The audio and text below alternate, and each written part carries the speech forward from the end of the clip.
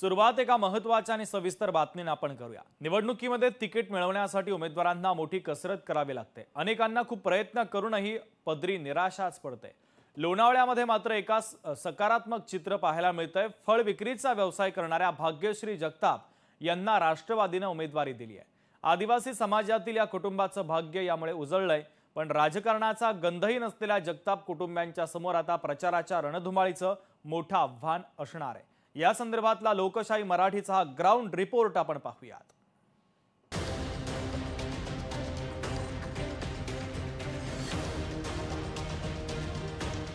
लोणावळ्यातील महिला उमेदवाराची महाराष्ट्रात चर्चा।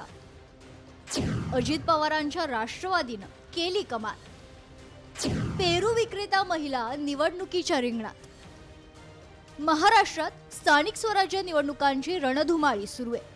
इच्छुक तिकीट मिळावं यासाठी जोरदार प्रयत्न करतायत। अनेक जिल्ह्यांमध्ये दिग्गज नेत्यांचे नातेवाईक निवडणुकीच्या रिंगणात उतरलेत। अशातच लोणावळ्यातील एका महिला उमेदवाराची चांगलीच चर्चा रंगली आहे। गढूळ राजकारणात लोणावळ्यात सकारात्मक पाहायला मिळते। पेरू विक्रेत्या महिलेला थेट निवडणुकीचं तिकीट मिळालंय। अजित पवारांच्या राष्ट्रवादीनं या महिलेला तिकीट दिले।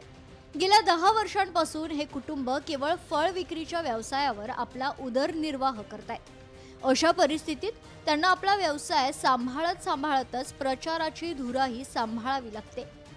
त्यामुळे भाग्यश्री जगताप दिवसा आपल्या स्टॉलवर पेरू आणि इतर फळे विकताच लोकांमध्ये मिसळून प्रचार करतायत आणि सायंकाळी त्या घरोघरी जाऊन मतदारांपर्यंत पोहोचतायत। आपल्याला 9ला यायचं इथे आणि 3, 3:30, 4च्या दरम्यान आपण बंद करायचं दुकान आणि 5च्या सुमारात आपण प्रचाराला निघायचं। माझ्याकडे उमेदवारी अर्ज मी दाखल केलेला आहे, ते माझ्याकडे नाही का, तुम्ही लक्ष ठेवा की ह्या वार्डातून मी उभी आहे, वार्ड क्रमांक 11 अ मधून, थोडंसं लक्ष द्या असं सांगते। राजकारणाच्या बाजारात तिकीट मिळवण्यापासून ते मत मिळवण्यापर्यंत काय काय करावं लागतं हे आपण उघड्या डोळ्यानं पाहतोय। अशातच ही फळ विक्रेता भगिनी अत्यंत प्रामाणिकपणे आपलं नशीब आजमावते। अजून तर अण्णा आमच्या दुकानापर्यंत अजून एकदाही आले नाहीत, पण त्यांना गोरगरिबापर्यंत जाणारा एक उमेदवार हवा होता। त्या उमेदवारापर्यंत अण्णा पोहोचले। आता जे गोरगरिबांच्या ज्या समस्या आहेत, हा उमेदवार गोरगरिबांच्या समस्या घेऊन सुनील अण्णा शेळकेच्या माध्यमात जाणार आहे। आपण एवढं कुणाच्या जे असं एरवी पण आपण काही कुणाच्या इथं झालं गावामध्ये तर आपण सगळीकडे जातो, काही समस्या आहेत ते विचारपूस करतो। खंडाळा बोरघाट आदिवासी माथ्यावरील बॅटरी हिल परिसरातील आदिवासींच्या पट्ट्यात भाग्यश्री जगताप यांचं जंगी स्वागत होतंय। या परिसरातील लोकांचा पाठिंबा त्यांच्यासाठी सर्वात मोठी ताकद आहे। अण्णांनी आम्हाला हे संधी दिली की बाबा हा माणूस धावपळ करतो, आमचे व्यावसायिकदारांसाठी जे आहेत त्यांच्यापर्यंत मी पोहोचतो, त्यांची काय समस्या असेल तर तिथं मी मांडतो। त्यामुळे अण्णांनी आम्हाला हे तिकीट हे केलं।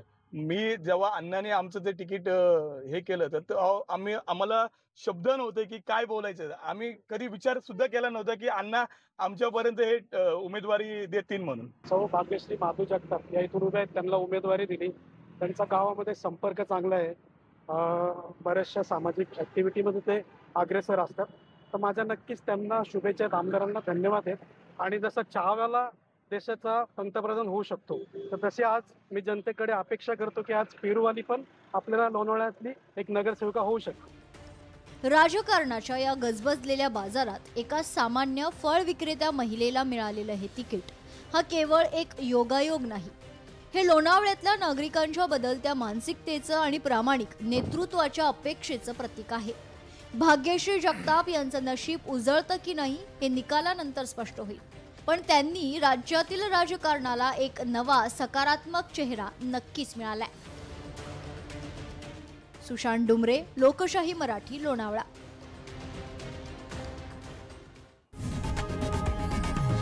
लोकशाही मराठी ऐका, पहा, जागरूक रहा।